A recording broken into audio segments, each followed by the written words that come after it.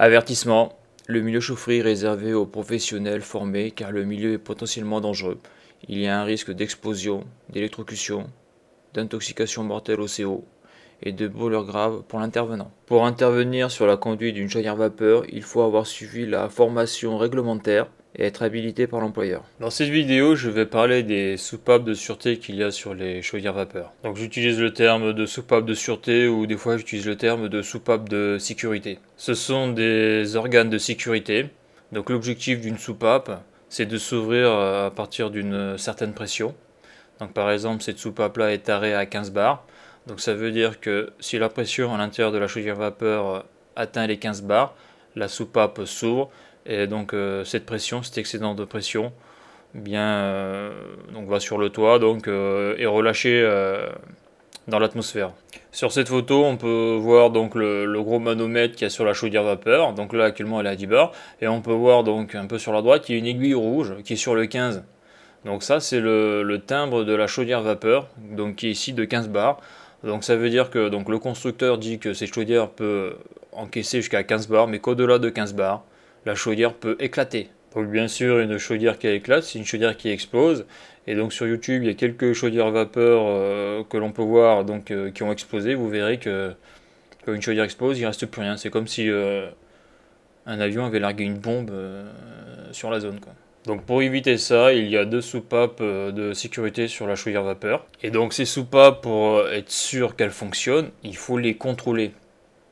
Il faut les contrôler, donc après tout dépend de la réglementation. Par exemple sur les très grosses soupapes de chaudière vapeur ou de capacité, donc les soupapes qu'on démonte à la grue, ça j'ai déjà vu en usine, ça c'est fait par exemple une fois par an ou tous les 18 mois, et c'est une entreprise spécialisée qui contrôle la soupape.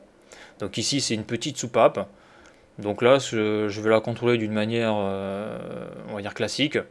Je vais mettre une clé à molette sur le petit levier qu'on voit et je vais l'actionner gentiment jusqu'à temps que j'entende un pchit. Alors ce pchit, ça veut dire quoi? Ça veut dire que de la vapeur passe. Donc dès qu'on entend ce pchit, on la relâche pour que la soupape se referme.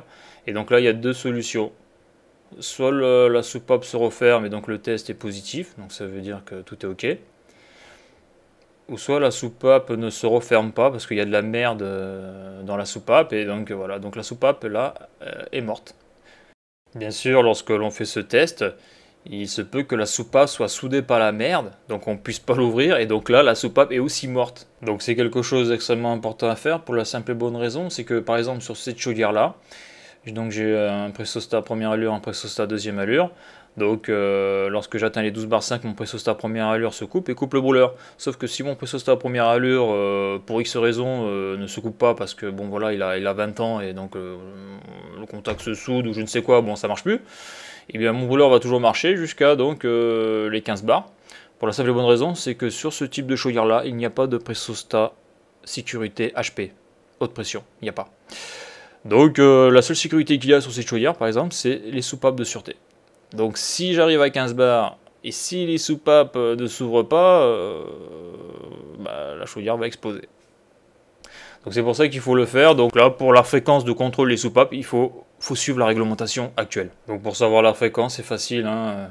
Il suffit de contacter l'organisme qui contrôle la chaufferie vapeur, parce que si vous êtes dans une chaufferie vapeur, vous avez obligatoirement un organisme qui vient vous contrôler. C'est obligatoire. Donc ça c'est par rapport à la DESP. Donc voilà, donc chaque soupape de sécurité doit avoir son certificat. Donc quand vous achetez les soupapes, vous avez un certificat. Et pour les très gros soupapes, lorsque vous les faites contrôler, vous avez aussi un certificat. Donc ça, il faut toujours l'avoir. La DESP, c'est la directive des équipements sous pression.